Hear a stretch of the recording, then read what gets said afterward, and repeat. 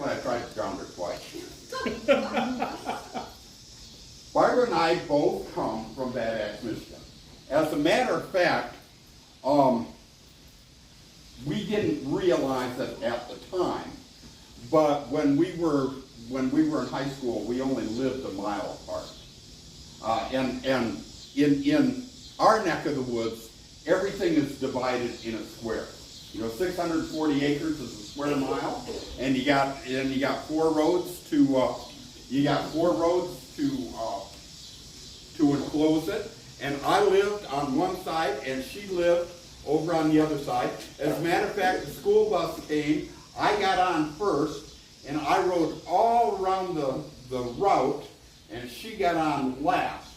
So I was in the back of the bus with all the guys cutting up, and she was having to sit in whatever seat was left for her. Even though we grew up a mile apart, we didn't know one another. So back in the early 70s, there was a group of people you might have heard of called hippies. And Barbara and I were part of that class. And at the time, I was renting a house with some other fellas, and we lived in Bad Axe, which was the county seat. Barbara lived in Port Austin, which is right at the tip of the thumb. I mean, that's where the water and the dirt met. And it was a time of an oppressed economy, if you could ever imagine a time of an oppressed economy. And on a particular day of the week, the people from Port Austin would come to Bad Axe to get their unemployment checks. And then their people, that group of people would get together with my group of people, and we would be social for however long we could be. Well, one day, my group of people went to the West Pit. Now, the West Pit was it was on the mile road just outside of Bad Axe, and it was a big gravel pit, and we'd go out there, and we'd go swimming, and it was a cool place to go, but it was a dangerous place, because gravel pits are a dangerous place, because the water's so deep. And my group of people went out there, and lo and behold, Barbara's group of people were out there. And so we got talking with one another, and that's how the conversation with Barbara started, that she couldn't swim, and I just assumed everybody could swim. And it's like, do you guys remember that John Wayne movie where there's this little kid and he can't swim, and so John Wayne just takes him and throws him out in the middle of a pond? Well, that was my idea, so I just took Barbara up and I held her out in an arm's length and I dropped her into the pit, and she went down into about 6 feet of water, and she stood right there on the bottom, and she looked up at me. And she just stood there looking up at me. She didn't float like everybody's supposed to float. She just looked up at me. And I thought to myself, sometimes I can think pretty quick. I said, she's going to drown. And so I jumped in, and I picked her up, and she scrambled up, and she sat on my shoulders, and I stood in 6 feet of water, looking up at her.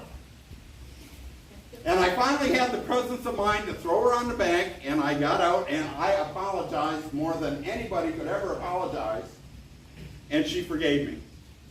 And do you know, 2 weeks later, she went on a date with me. And it was just a few months later, she married me. And we began our adult lives together. And part of our adult lives, we had a group of other friends, like when you're getting married, you get groups of friends that have just gotten married too, and you do stuff together. Well, we had this group of friends, and we formed a card club. And we would meet twice a month on a Saturday night, and we would play euchre. How many know what euchre is? Okay, some have heard of it. All right. Euchre is a Michigan game. And if you know you're from Michigan if you can spell it. Mm-hmm. But that's another story. Our euchre club would meet a couple of times a month, and we would put a little money into a kitty, and once a year we'd do an activity together. So summertime came, and it was through summer, and actually it was just about this time of year, because it was September. We waited until the tourist season was over so that we could go up north. So when you're here, up north, is anything up? And we went up to canoe on the Asabo River. The Asabo River is a cool place to canoe. Now we were doing this as a group. There was about 10 couples. So we had a sizable group, and we were going to spend the day on the river, and I had specific instructions. And those instructions were from Barbara: I better not get wet. I want to go canoeing. I want to be on the river. I want to be with everybody else. But I do not want to get wet. So, being young and optimistic, I thought, well, maybe we can pull this off. And we got into our canoe, and we got into the river. And because Barbara instructed, I do not want to get wet, I determined that we would hang to the back of the group, because when you're with a group of people on the river, getting wet is sometimes the goal. Okay, and so I figured we would stay out of that melee as much as we could. So we were hanging back, and we were trying to be the last ones in the crowd. And that was working pretty good, except in another canoe was Tom and Carol. Now, Tom and Carol, neither one of them had ever seen a canoe before, but they were in for this kind of activity. And they because they were new at this, they were at the back of this group, and they were having some trouble. And their trouble was neither one of them knew how to steer a canoe. Neither one of them knew what the roles were for people in a canoe. And so they would get pointed down the river, and they would go, and the current would stick them into the bank. And Tom, being a fellow built about like I am now, he would simply scoot off over the back part of the canoe. He'd point them downstream, and he would jump back in the canoe, and away they would go. Now, one thing I haven't told you is, as much as Barbara doesn't like to get wet, Carol insisted that she was not going to get wet. She didn't like to get wet at all. And Tom and Carol continued this process as we're going down the river. Point her downstream, jump in the canoe, get out in the current, run into the bank, jump off the back of the canoe, point it downstream, rinse and repeat. This is a process. And this happened, we were probably an hour into the canoe trip when I could see it happening. They ran into the bank. And Tom made his move to get off the back of the canoe. And I looked at the water, and I said in my head, that water is really deep. And Tom scooted off the back of the canoe. When he went under the water, he reached up. All I saw was hands coming up out of the water. He reached up, he grabbed the back point of that canoe, and he pulled as hard as he could to pull himself up. And when he did that, he shot Carol right out of the front of the canoe. And Carol...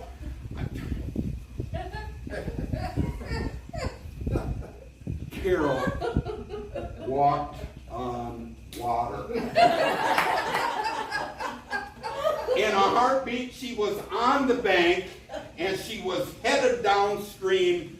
She said, I'm walking. And it took us some time to get Carol back in the canoe. But we got her back in. They began to learn how to work together, and they continued downstream.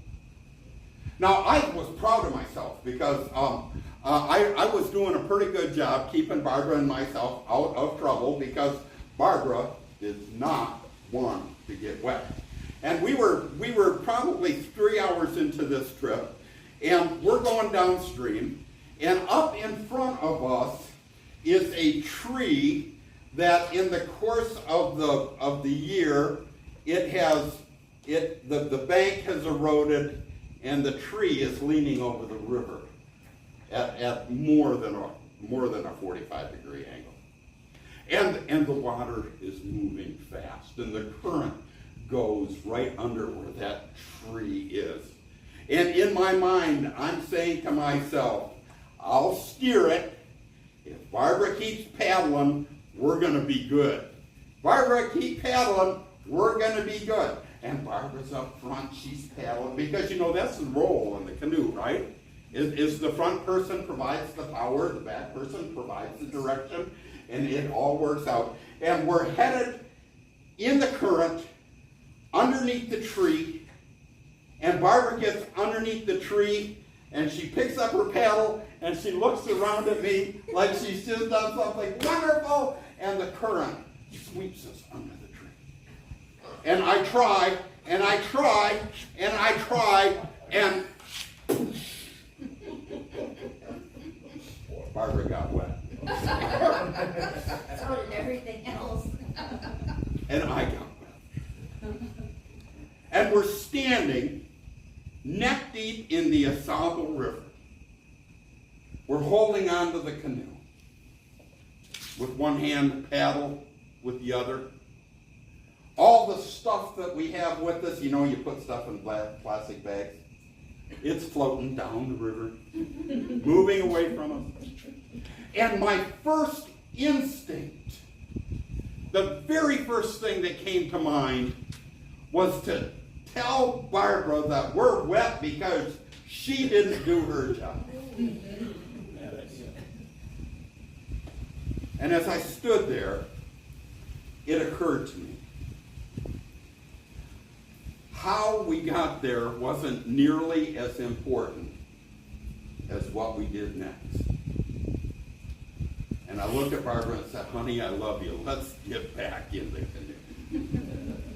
And that's how I almost drowned my wife.